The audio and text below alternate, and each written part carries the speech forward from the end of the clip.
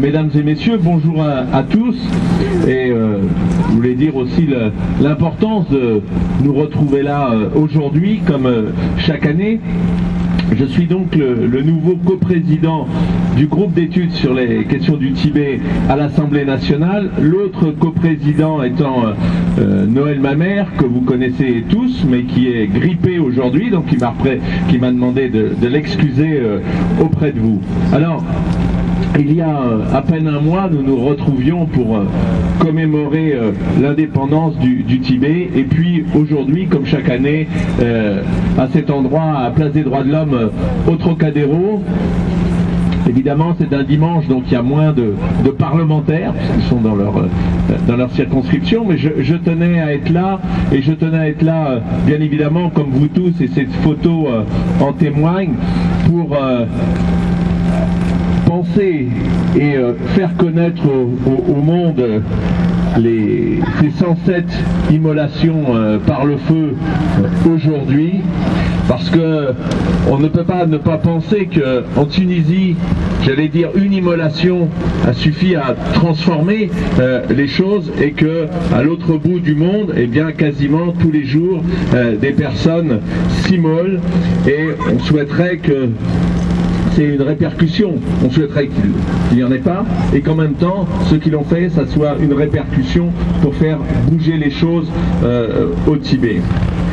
2013 aussi a été déclarée l'année de solidarité avec le Tibet, et je crois que notre mission, je vais en parler, est de faire bouger l'opinion publique française. J'avais eu l'occasion lors de la manifestation du 13 février d'indiquer que je crois qu'en France, l'opinion publique est sensible à ces sujets, mais il faut continuer ce travail.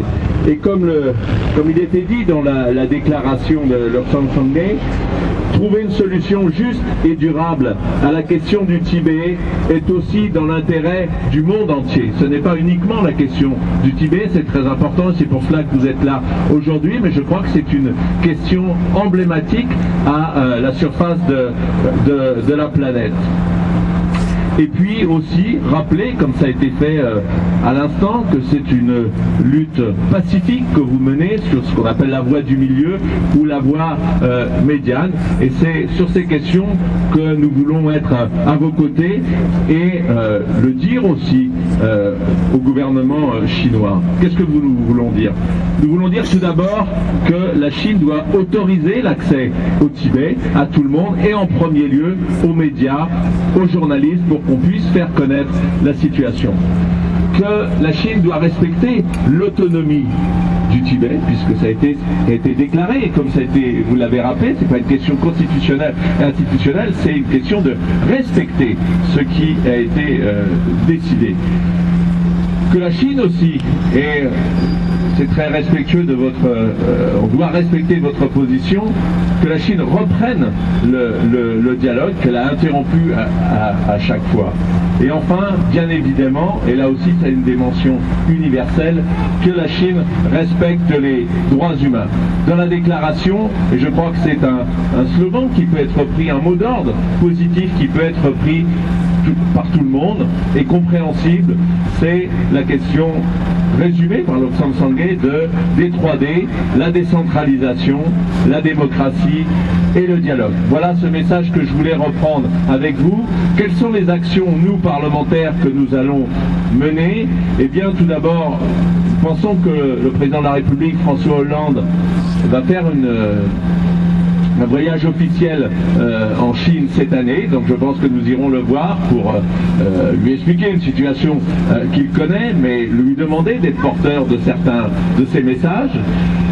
Deuxièmement, nous allons voir si dans les travaux de l'Assemblée, nous pouvons reprendre une résolution justement sur les questions que je viens d'évoquer, et essayer de faire adopter par l'ensemble de nos collègues parlementaires une résolution en faveur du Tibet. Et puis troisièmement, eh bien, nous envisageons aussi peut-être à l'automne, en termes de soutien, d'aller rencontrer le Parlement tibétain en exil, puisque c'est ça notre fonctionnement, d'avoir des rencontres entre entre les parlementaires du monde entier. Vous savez que nous, on ne constitue pas un groupe d'amitié, comme on dit, avec les autres pays, puisque le Tibet n'est pas reconnu, mais justement, nous avons souhaité le faire sous la forme d'un groupe d'études et demander au président de l'Assemblée nationale qu'il y ait une sorte de parallélisme des formes et que nous puissions faire ce déplacement, ce qui est une manière de reconnaître bien évidemment le gouvernement et le Parlement tibétain en exil. Voilà, je pense que le sens plus général de notre action, et nous essayons, et nous sommes tout un groupe, je pense, dynamique et assez présent, et bien c'est justement de porter ces questions dans l'opinion française, mais dans l'opinion internationale, et puis, comme vous le disiez, de le porter aussi au niveau des organisations internationales, au premier rang desquelles l'ONU. Voilà l'engagement que nous avons devant vous, et je sais que vous êtes nombreux à nous soutenir aussi dans cette tâche, et voilà pourquoi je tenais à être présent aujourd'hui à côté des amis tibétains et des amis du Tibet. Merci à tous.